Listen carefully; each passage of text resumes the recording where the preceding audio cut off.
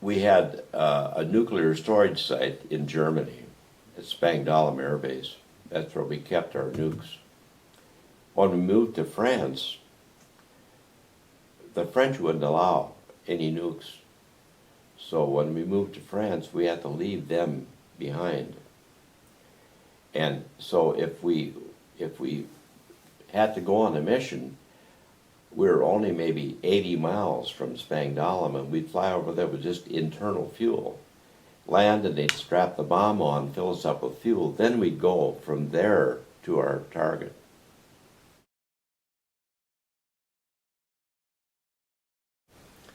Well, in the meantime, then our wives started coming over, and so it turned into about 7 or 8 months before our base was ready in France. So we enjoyed it in Germany. The Germans had already done a miraculous recovery from World War II. This was still during the occupation. The occupation lasted until 58. This was in 55. So it was still a lot of recovery, but the economy was just starting to really rapidly improve over there. So it was pretty nice living in Germany.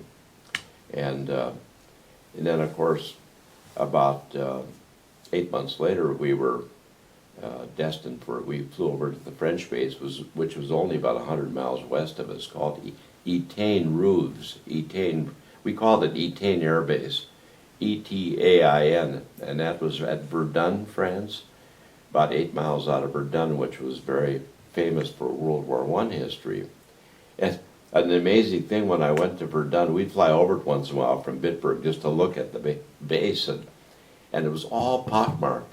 It was kind of hilly, like around Detroit Lakes or Fergus Falls, that the terrain about like that. But every hilltop had ridge lines, trenches for World War I yet, and the whole countryside was solid pockmarks from bomb craters. But you didn't see that from the road if you're driving. You just see it from the air. So that's where we ended up at Etain, France, for a couple of years.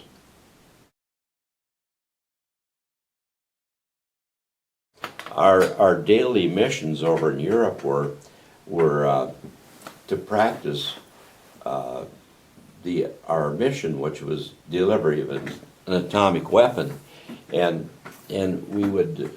This was all low-level navigation. We didn't have GPS, so daily missions out of Bitburg, Germany, or Etain, France, we would go up and practice. We would pick a city somewhere simulating one of our target cities, and then we'd fly different headings to get to that, because you couldn't fly a straight line or intelligence would get you. So, but we had to do, it was no radio navigation, it was all pilotage, dead reckoning. You'd fly to a railroad track, you'd fly to a river, you'd fly to some definite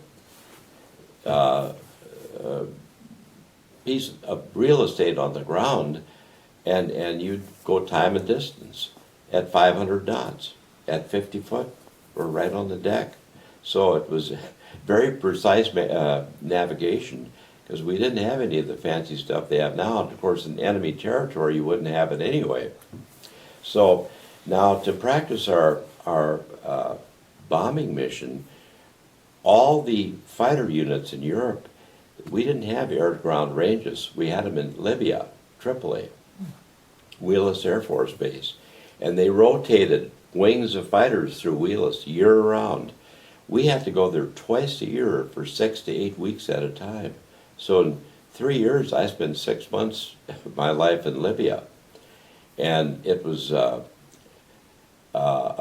it was a large air base, because it was a refueling base too, and they had a lot of transports going through there. But the thing that was unique, it was this Sahara Desert. It was nothing but desert, sand dunes as far as you could see. And we had a range called El Watia that was about 60 miles from the base, and we'd go out there and do our labs deliveries and practice our Immelmans. But we changed over, and we would do a loop. We found out if we did a loop, we'd gain a little bit more safe separation time from the bomb. So we found that out over in New Mexico right before we left. And when we got over to Europe, we really refined that. Because the other thing, with doing Immelman, you had to have an IP about 2 to 3 miles from the target. How are you going to find an IP over in enemy territory? They usually would use a bridge or a river or something like that. So it really improved the mission when we changed to a loop, because then we used the target as the IP. So you'd come ripping over the landscape at 500 knots, and when you hit the target, you'd hit the pickle button and start your 4G pull-up. And once you got about 110 degrees, a little past vertical, the bomb would leave the airplane and go up to about 12,000 feet and reverse itself. And by that time, hopefully you're at the bottom of the loop, right on the deck, full throttle, to get away from the blast. Then the bomb would come straight down and detonate. Well, now back to practice and dropping these 9-pound practice bombs. We had a 900-foot circle. That was our bombing circle. And we had a range officer, and the lieutenants would get that duty about once a month, or we'd go out and spend a day at the gunnery range scoring these targets. And we had to qualify. We had to get, if I remember, I think we had to get 6 out of 9 bombs in to qualify. And if we didn't, then we'd lose our bomb commander rating. We couldn't drop you had to requalify. Every year you had to requalify. So it was rather serious that you had to do this right. Once you did that, then we'd go out in the range, we'd fire at the rag, and we'd do conventional gunnery. But I crossed the Mediterranean about a dozen times going back and forth, but it was warm water. I didn't mind the Mediterranean like the North Atlantic. In Germany, when we just flew practice missions, we also had another mission. The Russian MiGs would go over and intercept us, so they'd come over and just intrude or bother us quite often, darn near daily. They'd they'd cross, the Iron Curtain, was a definite line which you could see from altitude. It was just like about a 20-mile swath cut through East and West Germany, where it was no man's land. And they would violate very often. So we had another mission where we'd have to fly daytime alert down at a base in Germany called Fürstenfeldbruck. And we'd go down there for about 6 weeks and sit daytime alert, hot alert with 4 hot airplanes, all armed, ready to go. And you'd get a hot scramble maybe at least, I would say, a couple times a week. And you'd intercept the MiGs, and they would fly right straight towards the border, and then we'd fly, and as soon as their radar would have us, then they'd turn parallel, and you could parallel them. And one time, a MiG came over. He must have been a wild fighter pilot. He came over and did a touch and go at the base at Fürstenfeldbruck, a MiG-15, and flew back. But we had some of them defect too, and they would defect. We had a couple of them defect while I was there, and they would land, and of course we would capture the airplanes, and we would turn them into a different person so they wouldn't be punished. I was intercepted by a MiG night flying once over Germany. I was with my squadron commander, and the two of us. It was a moonlit night, and he saw. It was quite a bright moon, and he saw what he thought was an airplane. He turned, and here it went right by us, and he saw the red star. I didn't, because I was flying his wing, but we had a MiG make an intercept on us at night, which surprised us, because it certainly wasn't by accident, I don't think. The weather in Germany and France was different than here. We had a lot of low visibility, a lot of low ceilings, fog, rain. We didn't have thunderstorm or tornado type weather, but a lot of fog, and in the wintertime, sometimes we'd go 2-3 weeks straight with 0-0, where we just couldn't fly. It was just too foggy. And then what we would do is, as soon as we got the minimums, we'd take off and fly to southern bases just to get some flying time. And I flew into Marseille, France quite a bit, because it was right on the coast, and take another airplane with me, and we'd just go fly for two or three times a day, and get some time in. But it was a fun tour of duty over there, because it was always something different, and we had an interesting mission.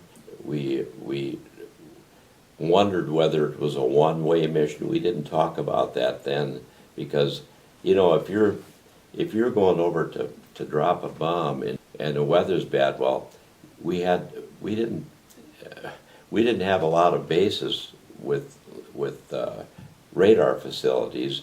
So some of my missions, I was told to land on the Audubon on the way back. Well, what if the weather's bad? You can't make an instrument letdown. What do you do? So we just kind of played along with it and decided, well, that's the way you do it. Find a place to land or bail out. But it was a rather unique mission to have that as your primary mission, really. Especially being, at that time, I thought there were other ones that had that same mission, other fighters, but we were the only fighter unit on the continent that had the atomic mission.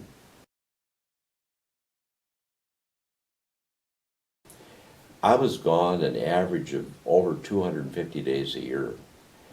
She really very seldom knew where I was going or when I'd be back.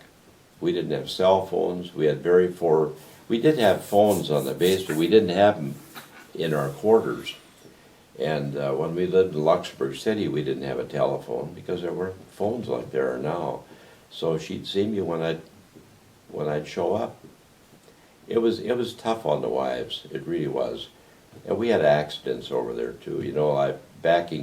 Backing up to the high flight, we lost 3 airplanes on the way over on that flight over the North Atlantic. But one of them in Dover, Delaware, one of them in Prestwick, Scotland, and the third one in our final landing spot in Bitburg, Germany. The day after I got there, we had a flight of 2 come in from England, and the weather was a little snow squall, and the flight lead lost his radio, and wingman took over, fairly inexperienced young wingman, and he got vertigo and crashed right in the middle of Bitburg. It didn't take any civilians, just himself. So we lost 3 airplanes, had 1 fatal on the trip over. But then when we were in Europe, I suppose we lost 3 or 4 people, and mostly weather-related accidents, and just the type of flying we were doing, low level. Well, this F-86 normally would carry 2 drop tanks under the wings, 2 drop tanks. It could carry 4. The 2 outer ones were the big ones, 200 gallons each. And then they had inboard stations where you could carry 2 120-gallon tanks. The atomic bomb was similar to the 120-gallon. It was a little bigger, but similar. So what we would do is fly with the 2 tanks, the 2 big 200-gallon tanks, and 1 inboard tank, which simulated the bomb. So we'd fly around with 3, what we called an asymmetrical configuration when we got to Europe, just to get used to flying with 3 tanks on board. They'd all know the other F-86s. Oh, there's a F-86 from Italy, France. They're the only ones with that mission. We were the only fighter unit on the continent of Europe to have that mission, which I didn't realize at the time. Now, there was a unit in England at Wethersfield that had a similar mission with F-84s, with fighter. They carried a Mark 12, a Mark 7 atomic bomb, which was fatter and a few more kiloton. It was a 20 kiloton. Ours was a Mark 12, which was 12 kiloton. And it was more slender because the F-86 sat lower on the ground. And in fact, at the rear of the bomb, it had 4 fins. And the bottom fins were retractable because on takeoff, you rotated quite heavy and they would rub on the ground otherwise. So the first thing you do as you get airborne is extend the fins so they'd be more aerodynamic. We had a special panel with just the bomb switches on it, where we could, when I think back on it, it was amazing. I'm talking 1950s engineering. You could do a lot from the cockpit arming that bomb. You had three choices. You could do three different types of burst, and the pilot could select that. Now, I'm sure on briefings we would have been told whether we wanted an air burst, a surface burst, or a penetrating burst. And the bomb actually had a small radar set in it. So if you could do a timer burst or you could do a radar burst. So the pilot could select all those things from the cockpit, which was rather unique for a single seat young 20-some-year-old fighter pilot to be given that responsibility. And then also, well, I may be getting ahead of myself, but the nuclear, the sphere of plutonium was about I'd say like a kitten ball. And that wasn't in the, I can go into this later, but the bomb itself was surrounded by detonators with high explosive. But you could run that plutonium into the center of that sphere. But on takeoff, until you got over the bomb line, the plutonium wasn't in the bomb. So if it accidentally dropped, you might get just a detonation from the high explosive, but the nuke wouldn't detonate. When you cross the bomb line, then you do what they called IFI, which is in-flight insertion. You'd hit the switch and it would run the nuclear inside that sphere, that round sphere. And that's the way you get your nuclear detonation, because when it would fire, those 92 detonators would fire all at one time, and they would implode because they were in a sphere, and they'd implode to the point of criticality, and that's where you got your nuclear blast. It was a good airplane. Yeah, it had a lot of good backup. It had, two hydraulic flight control systems. So if one was shot out, you had a secondary system, and if that was shot out, you could go electric till your battery ran dead. So it was a nice flying airplane. It was supersonic, not straight level. You could go through the sound barrier if you dove it straight down, or fairly straight down. And so when we graduated from Nellis in the F-86, we got the Mach-Buster pin. We each got a pin with, we'd have to go through Mach 1, then that was a big deal going through Mach 1. And when you went through the speed of sound with the 86, you dove it just about vertical from about 40,000 feet at least. And as it went through Mach 1, you'd get a lot of wing roll and a little buffeting. But then once it exceeded Mach 1, you'd see it on the airspeed needle, it would jump, and then you knew you were supersonic. Well, then it was time to pull out. But it was a nice flying airplane, very forgiving, and didn't have any bad characteristics.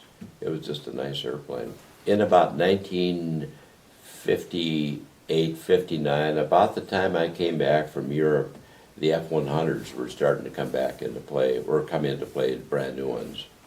And they had, some of those had the atomic delivery mission too. Some were air-to-air, some were, the fighter-bomber version. But I didn't fly the F-100, I flew the F-102, which is a Century Series, same engine, but a little different type. It was a Delta airplane. I flew that when I got the Guard.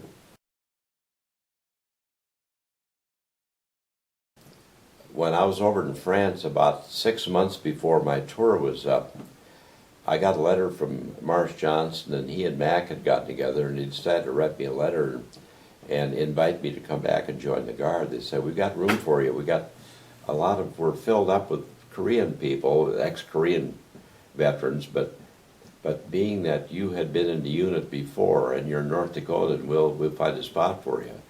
Well, the next morning I went into Major Carr, my squadron commander, and saluted him and said, "Major Carr, I want out. I want to go home." And he said, no, you got to stay. He said, "I'll promote you to captain if you stay." And I said, "Let me think it over. I'll let you know in the morning." So Gene and I talked about it, and we both decided let's apply for release. So it took about 4 or 5 months to get everything ironed out. In the meantime, once I decided to get out, we had a Hungarian crisis, and we thought we were going to war over there. And I had already taken my car to port, which you did about 6 weeks before you left. And I got back, I took it to La Police, which is on the coast of France, and took the train back to Etienne Air Base. And one of my squadron buddies picked me up, and he said, you're not leaving, we're going to war. And you got to check out your equipment, you're going back on alert. I'd already turned in some of my stuff, and man, I went back on alert, and we were, that was during a Hungarian crisis, and they, that's when Russia was killing some of the Hungarians, and it was really close. And before that, we had a Suez crisis, which we thought was going to escalate into something too. But while I was gone to take my car to port, it was about a 3-day deal. They called all the wives together and had them meet at the base theater in France, and told to get a 5-gallon can of gas put in the trunk, buy a box of groceries, and if anything happens, head west. Just head west till you hit the coast. Now, I got back to the base, and Jean had pretty wide eyes. Terry was a baby, and she was about a year old, and it was very uncomforting, and she'd know that I wouldn't be leaving with her. I'd be doing my mission. So it was rather tense for the wives over there, especially with us being gone so much. Terry was born, in fact, we didn't have maternity facilities at our base hospital in France when I was there, so if you had a baby born, they'd have to go over to a German hospital or a air-based hospital at Bitburg. And so a friend of mine, Finnegan, had an apartment in Bitburg because he was still stationed there. So he was going somewhere on leave, so he said, you can use my apartment. So Jean and I drove over, and my operations officer, Major John Bloomer, said, my wife is going to be due at the same time. And he'd already gone to the base in France, was working there, so he said, can you take Jean along with you? It was a 2-bedroom apartment, so here I'm with these 2 pregnant women. And so about the second day, Jean said, take me to the hospital. About 6 in the morning, I whipped her over to the hospital, and I came back there. I spent the day with this other lady who I didn't know that well, and she was ready to deliver too. So the next morning, about 3 o'clock, banging on my bedroom door, Darrol, take me to the hospital. Here, the same shift was on at the hospital. The next morning, here I walk in, Lieutenant Schroeder, what are you doing here? I walk in with another. So our 2 babies were born just 24 hours apart. And then I called him and told him to get over there. I didn't want to sit with her while she was delivering. So at that time, we actually lived in Luxembourg City. And Jean was in the hospital for a couple of days. We drove back to Luxembourg City. We had a nice apartment there. And Luxembourg City was a very nice place to live then. And the new baby, which I'd seen only for a day, and I had to leave the next day for a 2-week school over in Chaumont, France, to go to another special weapons training course. And so I couldn't really tell Jean when I'd be back, so I just said, I'm going. And I just left for 2 weeks. I got there in 55 and left there in 57. So about close to 3-year mission over there. In fact, Jean and I made 16 moves from the time I went in until I got out. And that's the way it kind of went, you just, it was tough on the dependents. And even the ones that had kids, in school, they'd be going to the the base schools, and their dad would be gone all the time, and it was tough. The Cold War.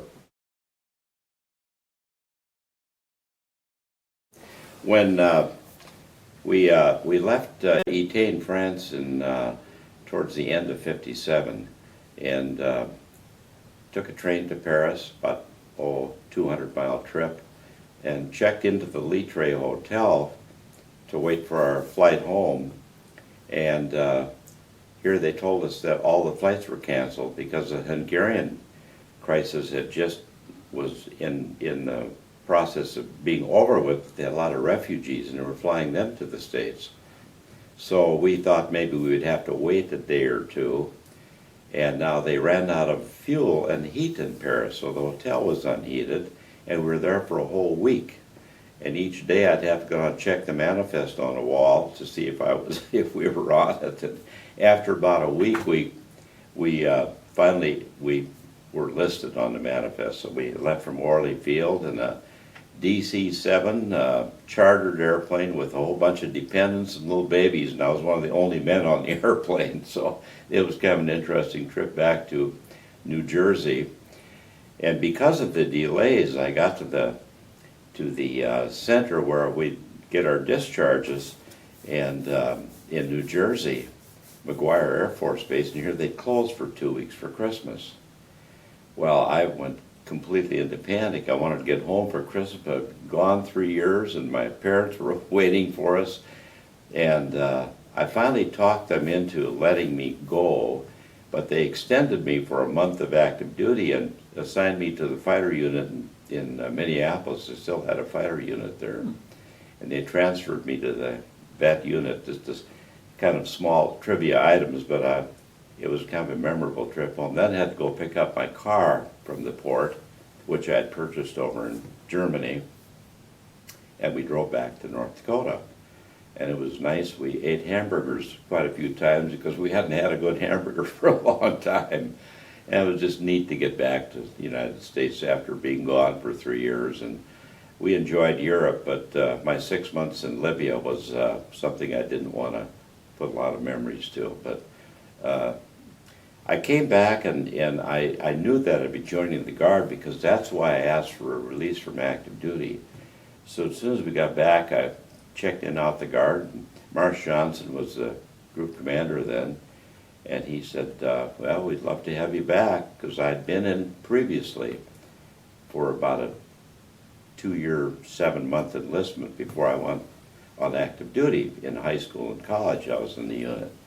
So anyway, I joined the Guard and got all the paperwork done in April of that year, and started flying. They checked me out in a T-Bird, and Palmer Satrin, I don't know if you knew Paul Satrin, his dad was a major, and he was a World War II pilot, and he gave me my check ride, and it was, of course, he passed me and made me an IP and a flight examiner in the airplane. So they had F-94Cs, so I flew the T-Bird for a couple of weeks just to get kind of loosened up again, and checked out in the 94C, which was a two-place interceptor. Now, that's the first time I flew with the backseater. Kind of interesting to hear someone else breathing in the back end and groaning when I pull some G's and that type of thing. But we had the F-94s for probably, I'm going to guess, a couple of years. And then we went into the F-89. That was a 2-engine interceptor. And I thought, gee, I'm going downhill. The F-86 was quite a nice airplane. I went to the F-94, straight-winged interceptor, and then the 89 was a great big airplane, and I thought, man, I'm just going downhill. Well, after about, I think we had 2 models of the F-89, yes we did, and then we got the F-102 Delta, and that was a nice airplane. I really enjoyed flying the 102. Then we didn't have the backseater, so we learned how to be a radar observer also. So we do the intercept and the flying of the airplane, which was rather difficult for a little while till you got used to flying the airplane and also running the radar at the same time. So that was an enjoyable airplane. About that time, I think I was promoted to major when, after about maybe 4 years or so, and became a flight commander. And we had a lot of good flying. We had a lot of great people. I think about a third of our pilots were airline pilots. About 4 or 5 of us were ag pilots, crop dusters, and then just a mix of people. We had Bernie Altenberg was a physician with the Fargo Clinic, and had a couple lawyers, and just an interesting mix of people, a little different than active duty. Some were full-time and some were part-timers.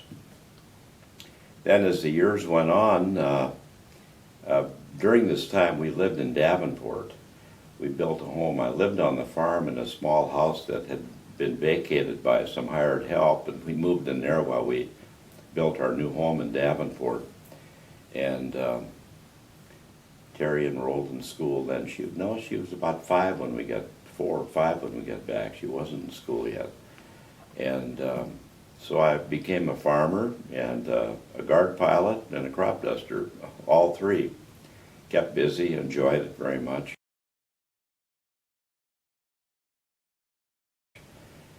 Then as things progressed through the years, we got the F-101s, and about that time I was promoted to 1-star. I was chief of staff for air for the state, and that was a flying status job, fortunately. Otherwise I probably wouldn't have taken it, but no, I wouldn't have turned it down, but I was very fortunate to still be able to fly airplanes. And nowadays, general officers, very few are still flying airplanes. They usually get desk jobs and things like that. So I was chief of staff for probably about 4 years, and then I got a call from the Pentagon to see if I'd like to be the Air Guard assistant to NORAD in Colorado Springs. And I just didn't know what that really would consist of. I know it'd take me out of the area once in a while, and so I went into D.C. into the Pentagon and talked to the Guard Bureau, and there were, at that time, there were 6 2-star assistants. Air National Guard assistant to NORAD, Tactical Air Command, Strategic Air Command, Air Research and Development Command, and Europe. And that was a 3-year assignment as a 2-star. Well, I took the NORAD job and enjoyed it. I usually could go out there with an F-4 or T-33. I probably averaged probably 2 or 3 trips a month out there, some for a few days, some for a week. And it was just a neat assignment. I enjoyed it very much, and General Hardinger was a kind of a character. He was the 4-star head of NORAD, and it became Space Command also when I was there. So that was a rather exciting, thing to have a new command called Space Command and be part of that group. And we had some nice trips, and it was just a nice assignment. And after the 3 years was up, I was called to check in with the Guard Bureau, and I thought, well, they'll give me my certificate of retirement and my medal, and I'm all done probably. I'd love to have stayed. I really was wanting to stay on, and that was about in 82, 83. Well, then, when I went to the Guard Bureau, John Conaway was the director, and John had been a good friend for a long time. In fact, we went to safety school out at USC when I was a brand new major, and he was too, and we got to know each other there. And John called me in his office, and he said, you've had a good tour with NORAD, and everybody liked the job you did, and now I'm going to ask you for some help. I need to fill a slot in USAFE, U.S. Air Forces Europe. Now that's one that everybody wanted. They were just fighting for that assignment. And I've got about 16 general officers, and I want you down the list and tell me which ones you think would be qualified. Someone who's had a tour in Europe that's still on flying status, that's a fighter pilot, and he named off a few things, and I went up and down the list. I said, there's 1 or 2 that might be the ones, but I really can't see anybody that that would fill all those requirements. Well, he said, how about you? And I said, really? He said, you're it. So I was assigned to U.S. Air Forces Europe as a special assistant to the commander of Europe, or the commander of Air Forces Europe, and checked in to Ramstein in 1983. And that was a wonderful assignment. It was still a flying status assignment, so I could still fly airplanes, which was extremely nice. I was current in the F4, and when I worked for 3 different 4-stars. Well, that was a 3-year assignment, but after the 3 years was up, they extended me twice because they just wanted me to stay on, so I had it really for 5 years. And a sideline to that, the second 4-star there was General Donnelly, and I had known Donnelly a few years before that. We got along real good. In fact, he called me by my nickname Corky, which I kind of got a kick out of him. And as we were getting reacquainted, he said, you know, if we're mobilized, over half my forces over here would be National Guard, Air National Guard. And he said they fly a variety of airplanes, as you well know, but I think it'd be good if you got familiar with any ones that you haven't flown. So you have my total authorization to get executive checkouts in any of them. Well, that was a very, very nice offer. So in the meantime, I would periodically, when I was back in the States, I'd get checkouts. I went to Luke, got checked out in the F-15 and the F-16. Went to Tucson, got checked out in the A-7, the Corsair A-7. Got checked out in the A-10. And I think that's all the models of the F-4. There were 3 models, and I flew all 3 at all of those. And to top it off, I'd become pretty good friends with the German general. His name was Jungkirth, and he later on became commander of the Luftwaffe, and he was a 2-star, and we were having lunch together one day in Heidelberg, and we were talking about flying, and he wore American wings because he trained some in the States in 104s at Phoenix. And I said, you know, it's an airplane I've always wanted to fly as a 104. He said, it's done. What? He said, go down to Lechfeld and get checked out in one. So I did. So I flew the 104. It's quite a different airplane, and I enjoyed that. So that was kind of an added feature. Now, the job in Europe was rather exciting because we had so many units. We had 53 bases on the continent in Europe that were called COBs, co-located operating bases. And if we were mobilized for a war, we would immediately start occupying those bases with different units, some active duty, some Air Force Reserve, and some Air National Guard. Well, one of my really major jobs over there was to visit those units and visit the bases. They were in Turkey and Norway and Italy and Greece and Germany and you know, pretty much all over the continent. And so I made numerous trips to Turkey, and we didn't have any COBs in Israel, but I made a number of trips to Israel and visited with the Israeli Defense Forces, which was rather fascinating. So it was really a nice job. And after, in 1989, I completed my 5 years, and I came back here, and in 1990 I was given my release from the Air Force, retired. So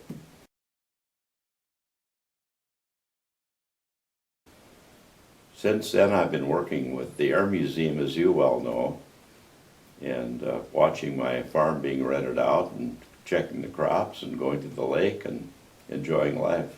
We had a number of warbirds in the area, and you know, Jerry Beck and Bob Odegaard, and of course, they had friends with warbirds, and I have a personal friend that lives in a number of places down south who's extremely wealthy, and he has a lot of different warbirds, quite a collection, in about 3 different museums. And we had a fly-in here, and I think it was probably an air show that we had, and right after I came back when I got out of the Air Force or the Guard, and Dick and I were talking one day, and I just made the comment, you know, it'd be neat to have a museum here, and that kind of sparked it. So we started visiting about that, and we talked to Odegaard and Beck, and they thought it was a great idea. But we didn't know if we could support a museum in Fargo. So I called my friend Tom Friedkin and told him what our plan was, and asked him what he thought of that idea, because he's had a lot of involvement at Chino, California, and Grand Canyon Airport, and Galveston. And Tom said, well, he said, there's one guy that you ought to get a hold of, and you tell him that you and I talked. His name is Jim Fowles, and he's made some museum startups, and he's helped me with some. And so he gave me his contact. He lived down in Pensacola, retired Navy pilot. So I called Jim Fowles, and this was in January, and I told him that what our plan was. And he said, well, he said, I normally would never travel to North Dakota in January, but he said, as long as Tom Friedkin suggested me, I'd be glad to do it. And so I said, well, we'll pay your ticket, and I don't know if we have any money for a consulting, but no, he said, you buy my ticket and that'll be enough. We sent him about a foot-high box of material from North Dakota and Fargo and Moorhead, and you know, I've worked with a number of consultants in my years. I've never seen one this thorough. He had studied everything we sent him, and he came here, spent 3 days, and we called a meeting, Dick and I, and we had about a dozen people up in the airport administration office, and in Doberstein's office, and he, in conclusion, he said, you've got all the ingredients to have a successful museum. And he wrote up a 2-page paper, which I still have. And you know, he said location, location, location many times. And he said 19th Avenue, across from the Dome, and he kept naming all of on the airport property. He said you couldn't have any better. Ramp space, access to the airport. He said, man, he said, it'll work. So that's what kicked it off.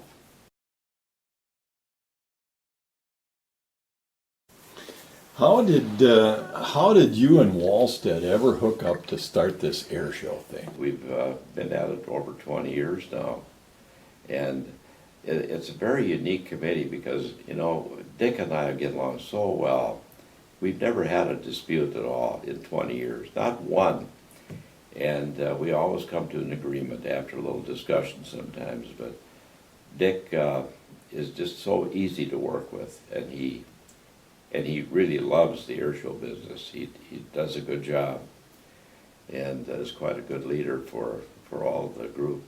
And you know, we have such a unique committee. They're a very diverse group, as you all know, and that's what makes it work. We just get along great.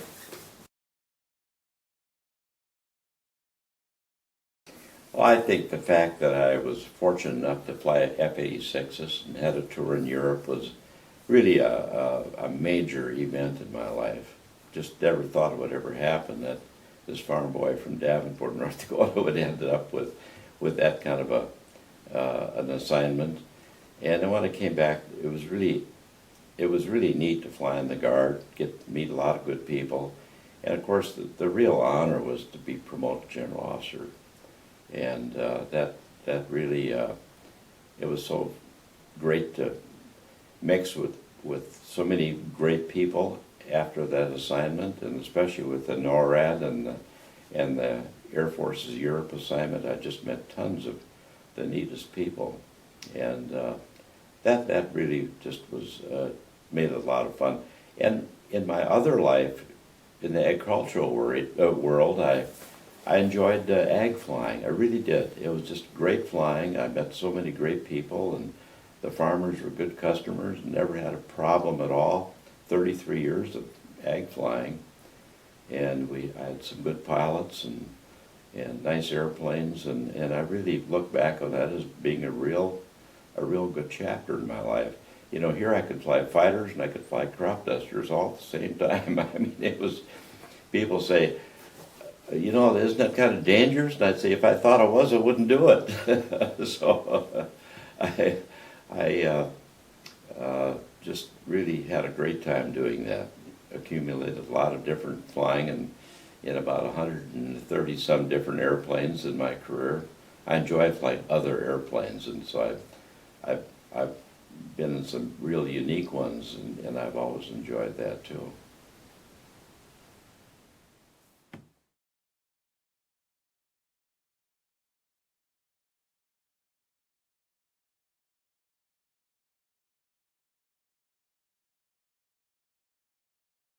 Jean got in contact with all three of her French. Her mother was part French, Oh, really? and her Swedish and her Norwegian relatives, and we've been over to visit all three places. That's And very she's made books. On the Norwegians, the book is a masterpiece. She took her a year or two. A lot of families don't do that. Jean will ask some friends that are Norwegian, where'd your relatives come from in Norway? I really don't know. Never, really?